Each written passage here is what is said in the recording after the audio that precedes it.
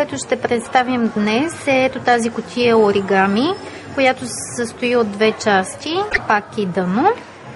Ще започнем с капака. Предварително сме си оразмерили хартия двулицева. Трябва да бъде квадрат 10 на 10, 15 на 15, както е в случая. И започваме да сгъваме. Ето така. Сега ще намерим центъра на хартията, на квадратчето ни, като леко притискаме с пръст.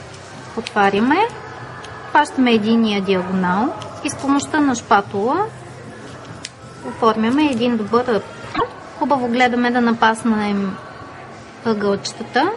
Дори леко да се размине в тази част, не е проблем. Важното е ъглите да бъдат добре съвпаднати. Обръщаме отново другия диагонал и оформяме същото. Получава се едно пликче. Пощенско. Ново сгъваме. Така. Това, което ще направим сега е отваряме горната и долната част. Хващаме диагонала и отново срещаме ето по този начин, като се опитваме да намерим отново центъра и с помощта на шпатулата оформяме ръба.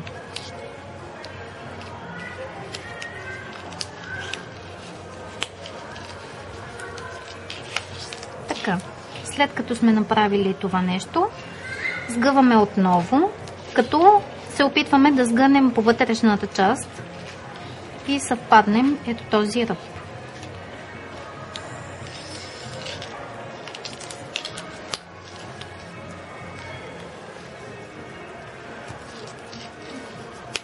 Така, след като сме го направили това, обръщаме пликчето, отваряме долната му част и сгъваме навътре. Ето така. Отново гледаме да имаме един добър ъгъл.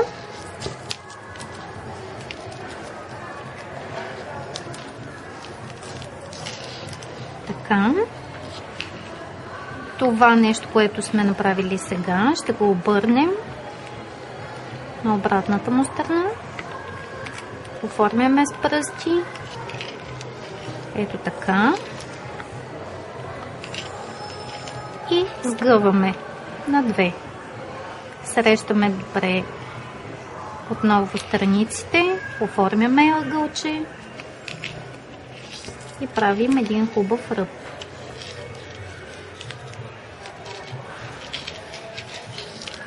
Обръщаме наобратно. Хващаме ъгъла и сгъваме по този начин.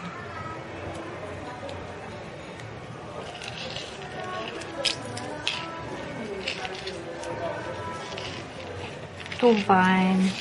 Ето това е една част от кутията, която ще изработим, от капака всъщност. Сега ще направим същото нещо с още 7 такива части. След като вече сме направили 8-те части на нашия капак, сега ще го сглобим, като ще редувам точки и ред. И ето тук подпъхваме ето по този начин.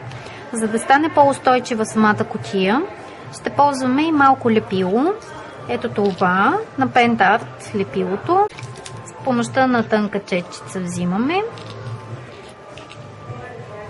Слагаме малко от лепилото. Подпъхваме и притискаме. Може да сложиме и във външната част. Ето така. Отваряме лекичко тук и слагаме отново малко лепило. Така ще сглобим всичките 8 части. Ето съединяваме вече и последната част на кутията. Вкарваме едно в друго и отново слагаме лепило, за да се укрепи. Сега ще обърнем, за да видим розетката, която се е оформила отвън. Ето я и нея. Сега ще се заемем с долната част на кутията. част, която ще сглобим, ще е изцяло на точки. Няма да има това редуване на цветове, затова оставяме точките да гледат надолу. Отново сгъваме, за да намерим центъра. И както капака, така и долната част ще направим. Единствената разлика е ето това нещо, което в началото се прави. Това е центъра. Сега ще сгънем единия диагонал, като оставяме малко ъгълче, което да излиза от центъра навътре. Същата тази част по същия начин оставяме едно малко ъгълче, което ще излиза. Това го правим, защото долната част на кутията трябва да е с една идея по-малка от капак. Обръщаме и съединяваме отново ето по този начин, като се опитваме да напаснем ъгълчетата.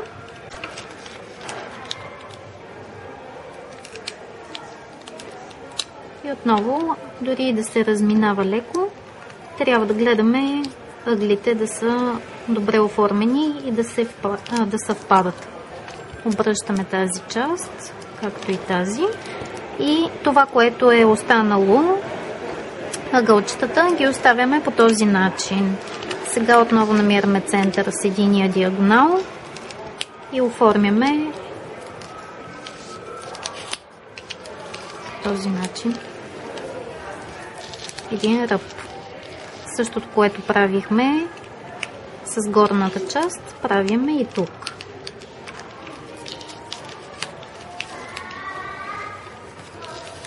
Така, отваряме. Отново сгъваме. Разликата, ето тук отново, долната с горната част е, че в горната част този ъгъл, който се получава, го обръщахме, а тук няма да го правим. Това го оставяме по този начин и отново сгъваме на две, като оформяме ъгълчето.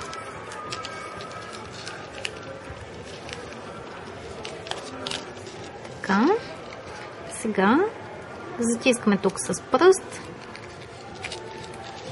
си помагаме. Ето така. Също добре оформено ъгълче. Така. Взимаме частта и отваряме. Това е. Обръщаме просто посоката на самата розетка.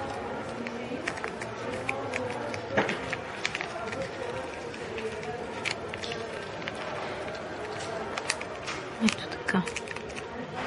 Се стараеме да оформим добре ъглите. Сега ще направим още 7 такива части. Вече направихме 8-те части и по същия начин, както капака, така и долната част сглабяме. Подпъхваме и лепим. Ето по този начин. Притискаме леко и оформяме с пръсти. Събираме вече кутията и се оформи ето тази розетка. В вътрешната част сега капака поставяме. Ето. Една хубава кутия се получи. Сега ще направим ето тази звезда.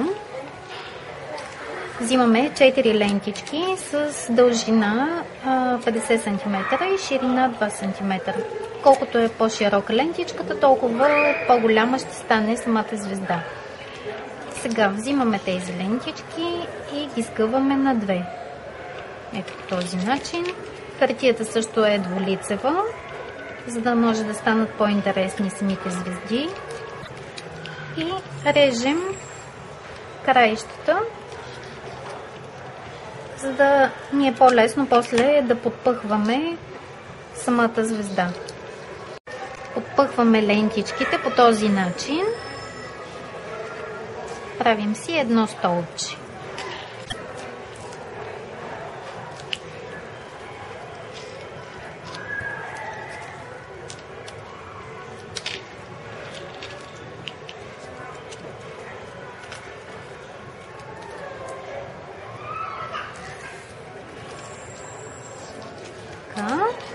Всичките минаха по един и същи начин. Последната лентичка само трябва да я пъхнем ето в това отворече, което се образува. Подпъхваме и издърпваме. Стягаме добре, притискаме с пръсти. След това започваме да сгъваме. Ще си го обърнем по този начин и правим ето такава сгъвка. Ъгълче. Отново.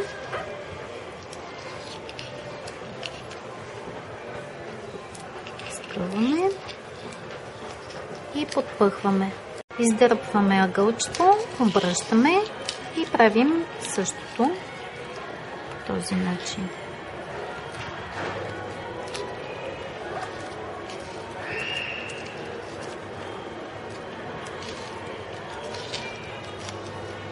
Така. И подпъхваме ето тук. Издърпваме, обръщаме и отново правим същото. Издърпваме отново, ето така, след което обръщаме и правим абсолютно същото и тук. Взимаме единия край,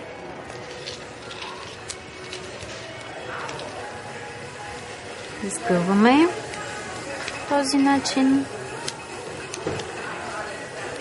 Така. И подпъхваме. Издърпваме и последното. И започваме оформянето на звездата. Това крайче се обръща. И това, което е по-специфичното, е ето точно това завъртане навън. И след това обръщаме и подпъхваме. Значи, може да се ориентирате лице с лице на самата хартия. Издърпваме. Тук хубаво оформяте. Ето.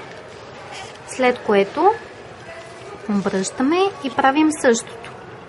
Навън, завъртаме и обръщаме лице с лице и подпъхваме ето тук. Оформяме и отново обръщаме лице с лице и подпъхваме. Издърпваме и последното. Ето така. Обръщаме и правим същото и от тази страна. Обръщаме едната част и започваме да въртим. Навън, лице с лице и промушваме.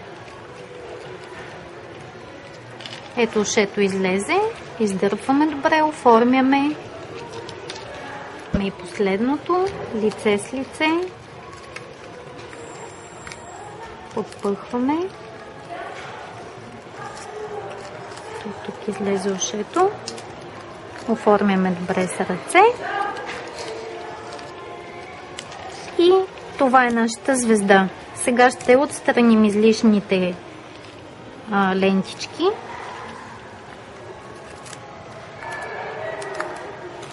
Ето по този начин. Ето получихме една хубава коледна звезда оригами и като допълнение нашата кутия за подаръци.